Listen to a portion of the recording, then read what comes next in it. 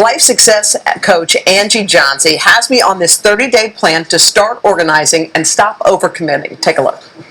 Hi, how are you? In Skype sessions. It's okay, but you didn't bring it to class today. And in person. Get it out of this space and onto paper. Life coach and Alabama native Angie Johnsey has been spending the month getting me to be more mindful. Angie's mission is to bring her clients clarity and peace in their stressful lives. There are some times, and I do think, I don't think I'm alone in this, where you wake up in the morning, you open your eyes, nothing has happened, and you already feel like stressed out somehow. And I just want to wake up refreshed. Exactly. You feel bothered and you don't even know why. And a lot of that is just anxiety because the mind has been busy in the background talking and worrying about things, arguing with people in your head. Like, have you ever done that? Like you catch yourself and something happened early that morning and that night you're in the shower and you're still arguing with that person in your head.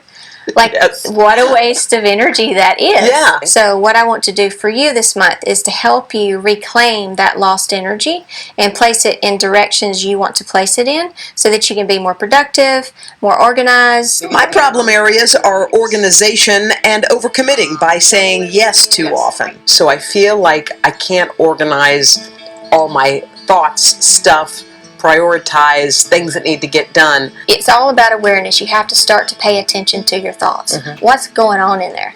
Where is your mind spending most of its time? Angie says making a blueprint of your mind and thinking of it as a house is the best way to organize your thoughts.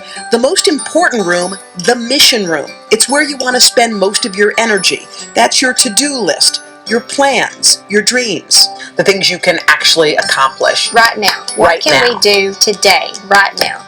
Those things you can't control, leave those to a fate or higher power by putting them in the God room. So what kind of things go in the God room?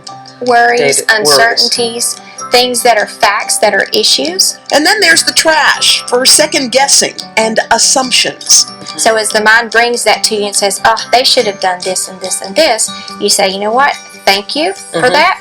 Now throw it away. It's out. It's done. It's over. Now go straight back to the mission room and get to work.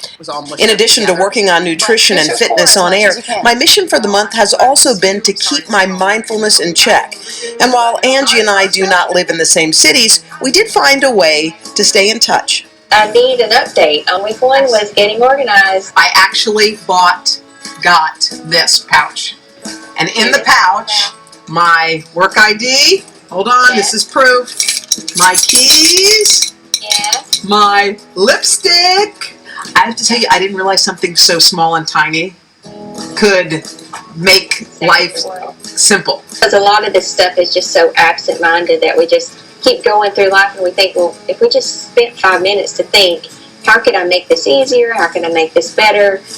It's simple. Like, so week 2 was say no, learning how to say no without the guilt. It's about knowing the limits of your mind and knowing what it can handle and what it can handle safely. I feel like I'm always happy to do a favor, but sometimes you're like running on empty. Don't say an immediate yes. Yeah. Like, you know, I get it. I get what you did. Give yourself a pause. Because if you're overextending yourself, you're no good to anybody. You know? And now you're stressed out. And now instead of wanting to go out with your friends, you just want to curl up in the bed and watch Hey, with Cheetos, don't tell Joy. Yes. Okay? Whatever you do, seriously. She'll get mad at me. She will. But I love her idea. She says, take your commitments. If you're overextended, write down the things you have to do every day. Yeah. You have to come to work. You have to feed the kids. You have to go to the grocery store, walk the dog, et cetera, et cetera, et cetera. Then she says, when you add another commitment, you have to subtract one. Get your husband to walk the dog because now you have to do X. If you have to bake cookies, like she says, instead of piling on so your list is so long you're drowning. And that's been helping. I love the point you make about we all get so wound up about things. And then if you stop in the middle of being wound up and say, do I really have any control over that? Right. And if the answer is no, throw it away. Get rid of it. It's like the trash room and the God room are the two big rooms. And once you get those out of the way, you have such clear sailing to do things you want to do every day. She's really good.